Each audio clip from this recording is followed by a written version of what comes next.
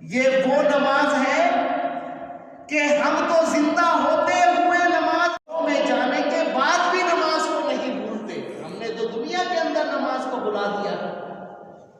معراج کی رات جب نبی کریم علیہ السلام مسجد حرام سے مسجد اقصی کی طرف سفر کرتے ہیں نا براق کے اوپر، آسمانوں میں پرواز کرتے ہیں براق پہ بیٹھ کے، تو راستے کے اندر کیا ہوا تھا؟ راستے کے اندر ایک واقعہ ہوا تھا. جب نبی کریم علیہ السلام مسجد حرام سے چلے اور مسجد اقصی کی طرف سفر کے لیے روانہ ہوئے، راستے کے اندر کیا ہوا؟ نبی کریم علیہ السلام نے ارشاد فرمایا مسجد حرام سے لے کر مسجد اقصی کی طرف جاتے ہوئے راستے کے اندر میرا گزر حضرت موسیٰ علیہ السلام کی قبر سے ہوا.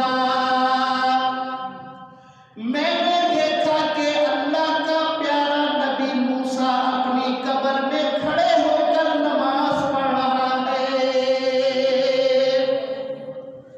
بخاری کی حدیث ہے. نبی پاک کیا فرماتے ہیں کہ جب مسجد حرام سے لے کر مسجد اقصی کی طرف میں سفر کر رہا تھا، میں نے کیا دیکھا؟ فَإِذَا قَائِمٌ يُصَلِّي فِي قَبْرِهِ، اللہ کا پیارا نبی موسیٰ اپنی قبر میں کھڑے ہو کر نماز پڑھ رہے ہیں. نبی کریم علیہ السلام کی آمد سے 2500 سال پہلے حضرت موسیٰ دنیا سے پردہ فرما گئے اور نبی پاک براق پر سوار ہیں، آسمانوں میں پرواز کر رہے ہیں اور نگاہ نبوت سے زمین کے اندر موسیٰ علیہ السلام کو قبر انور کے اندر نماز پڑھتے ہوئے دیکھ رہے ہیں. اور دنیا والوں کو بتا رہے ہیں کہ دنیا والوں، یہ نماز کوئی معمولی عبادت نہیں ہے.